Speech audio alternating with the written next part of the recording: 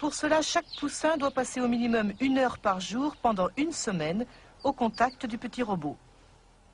Et ça marche. Il faut qu'il se reconditionne un petit peu. Privé de sa mère poule, dès la naissance, ce poussin développe une affection toute particulière pour le robot. Le but de l'expérience, c'est de mettre le poussin dans une cage transparente et de voir si le robot, qui normalement fonctionne au hasard dans toutes les directions, va avoir une trajectoire complètement perturbée, soit vers la cage, soit à l'opposé. Donc, va-t-il y avoir une influence de la pensée du poussin pour attirer le robot, ou est-ce que c'est impossible ?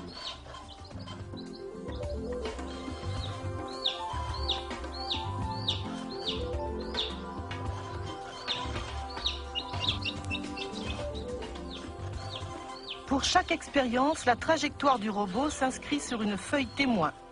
Normalement, les tracés sont totalement anarchiques, comme le veut le hasard.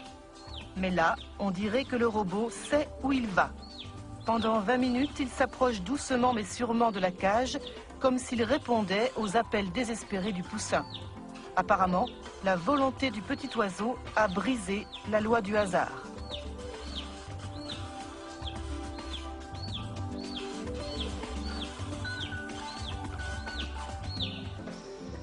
Pendant 4 ans, René Péoc réalise 600 expériences avec 2500 poussins.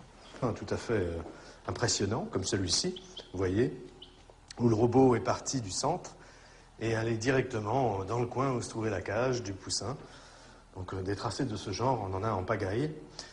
On a fait la moyenne statistique de tous ces tracés. Bon, certains peuvent donner de mauvais résultats, et aller dans la direction opposée, mais en moyenne, on a obtenu un robot qui s'est déplacé 2,5 fois plus souvent vers la cage que dans la zone opposée. On a fait autant d'expériences avec des poussins qui avaient déjà leur propre mère poule qu'avec des poussins qui ont été conditionnés avec le robot. Dans ces cas-là, lorsque le poussin... Pour l'instant, on ne sait pas expliquer le phénomène.